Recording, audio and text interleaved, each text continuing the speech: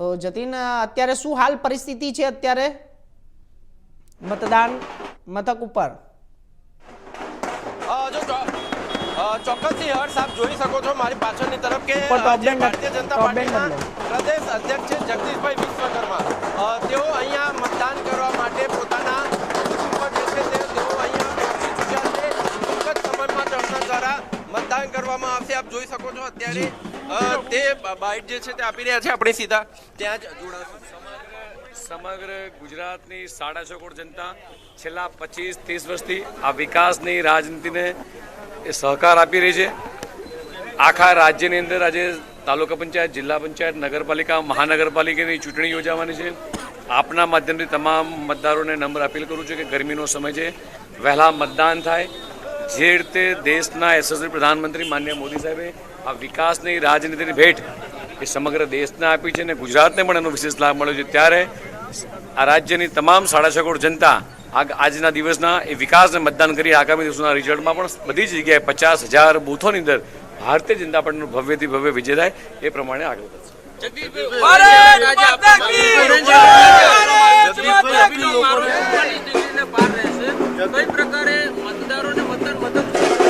મતદારોને નમ્ર અપીલ કરી છે કે ગરમી છે અને એટલા માટે વહેલા મતદાન થાય એવી સૌ મતદારોને અપીલ કરી છે। એક મિનિટ, બૂથ ક્યાં છે?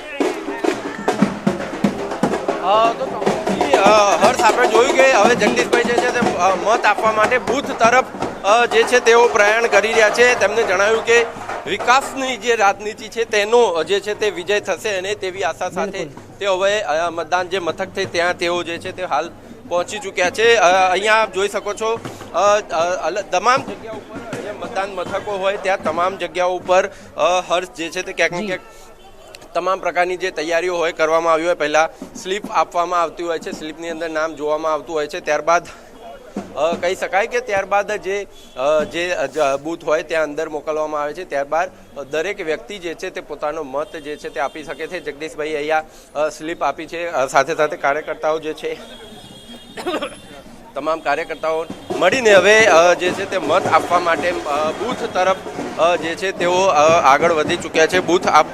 મત આપવા માટે તેઓ હવે મતદાન જે મથક છે ત્યાં હવે તેઓ જઈ રહ્યા છે। જી હર્ષ।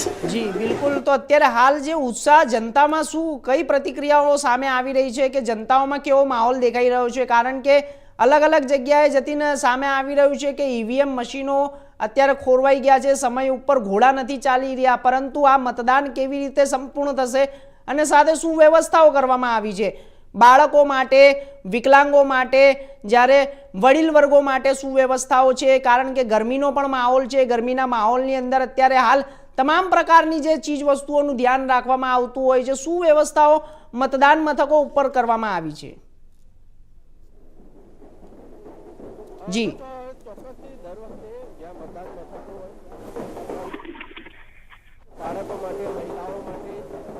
બિલકુલ, તો આપ જે દ્રશ્યો જોઈ રહ્યા છો, હાલ પ્રદેશ અધ્યક્ષ જગદીશ વિશ્વકર્મા જ્યારે મતદાન મથક ઉપર મતદાન કરવા માટે પહોંચી ગયા છે, આ લાઈવ દ્રશ્યો આપને બતાવી રહ્યા છે।